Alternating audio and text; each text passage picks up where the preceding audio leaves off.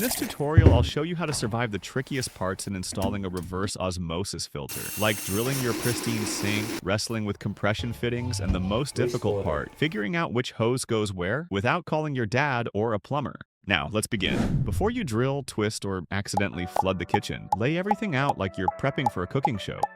Well, you'll remember later anyway what you forgot along after you watch the whole video. The main body and water pump is usually assembled when delivered with pre-attached hoses, pre-filters and housing with the supplied spanner, the 3.2 gallons water storage tank, the RO membrane, hoses, valve with fittings, and the faucet. Let's start with the RO membrane element. Make sure both small O-rings are properly seated. The RO membrane is the system's bouncer. It forcibly separates unwanted molecules from your water supply under high pressure. Then separate wastewater from the filtered water. The two O-rings should go in first to the housing. Slide the element and gently push while twisting. Lubricate with water if needed. Replace the cap and tighten with the spanner. Then connect back the hose. Clip back on the post filter. Next up, the pre-filter seal rings. These little guys may look harmless, but install them wrong and your kitchen turns into a water park. Make sure they're seated right or you'll be mopping instead of sipping. Install the pre-filters and housings. Install according to the correct order. First is the sediment filter. It filters dirt, rust, and whatever else is tagging along in your pipes. Recommended to be replaced every 1 to 3 months. Second is the granular carbon filter. It kicks out chlorine and bad odors to be replaced every 3 to 6 months. Lastly is the carbon block filter. It catches the smaller contaminants to be replaced 3 to 6 months. Be sure that all housings are properly tightened. These maintenance timelines may vary based on water quality, so check your manual or consult your supplier. Mark housings or install stickers if provided. These will save you a major headache later on. We will install the hoses later, but we'll show you color coding and where they should be fitted. Red hose goes from the feed water valve to the sediment filter inlet.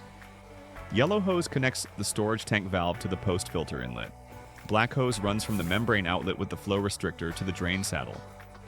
Blue hose runs from the post filter outlet to the RO faucet. Only have white hoses? No worries. Just follow my diagram and use colored tape or labels to keep track. Questions? Drop them in the comments. I check them during filter changes. Now let's install the storage tank valve.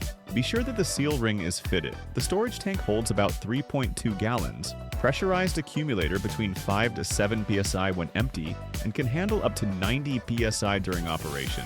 Even if your pump is small, this tank's got your back. To install the hose, just push it to the fitting all the way and pull to confirm it's locked. To remove hose, just push fitting lock and pull out hose. If your sink already has an extra faucet hole, then use that. If none, then choose your faucet location. Drill a hole slightly wider than the stem. Stack the gaskets on the base of the faucet stem and drop it through. Now under the sink, tighten that lock nut. Like, really tighten it. If you leave it loose, your faucet's gonna do the cha-cha every time you turn it on. Thread on the quick connect adapter, and then push in the blue hose until it clicks. Feed water valve installation. Start by closing the cold water shutoff valve under the sink. Open the kitchen faucet to release remaining pressure. Remove the existing hose, then thread on the feed water valve. Since it has a built-in gasket, there's no need for Teflon tape. Reconnect the faucet hose and tighten everything securely. Now insert the red hose into the valve's quick connect port. Pick a cabinet wall with at least 2 inches of clearance beneath the filter housings. You'll need that space for future filter changes.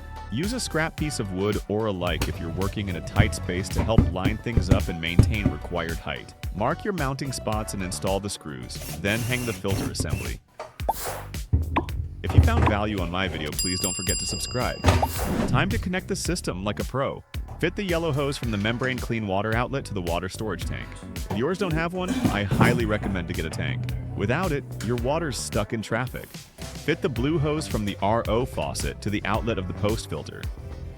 Fit the red hose from the feed water valve going to the first stage sediment filter. Lastly, the black hose from the flow restrictor valve going to the drain saddle. Installation of the saddle fitting. Select a location on your sink drain pipe and drill a hole same size of your hose. Fit the rubber seal and tighten both screws for the 2 halves of the saddle. Then insert the black hose. And now the full installation is complete. Now, let's go fill up the system. Make sure to open the flushing valve so most of the initial sediments from the filters itself will be flushed out. Open the main feed water valves. Wait until the system is filled with water.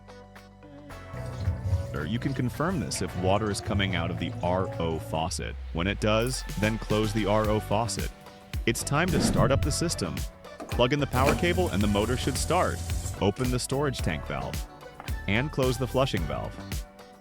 Then wait until the system is totally filled with water. The pump should stop automatically. The pump is so small, so it will take around 20 to 30 minutes for a full charge. A few moments later. When the motor stops, unplug the pump, open the flushing valve and the RO faucet to drain the tank completely. The water may look cloudy, that's just carbon dust from the filters. Repeat this flushing cycle 2 to 3 times until the water runs clear and tastes like, well, nothing. That's how you know it's working. Please check out my other videos for upgrades such as UV filter installation and extra filters in tank. Check out on the description below. Congratulations, you've just installed a professional-grade reverse osmosis system without a single catastrophic flood. If you found this helpful, share it with a friend who's still buying bottled water. And please don't forget to subscribe, stay hydrated, and keep tinkering.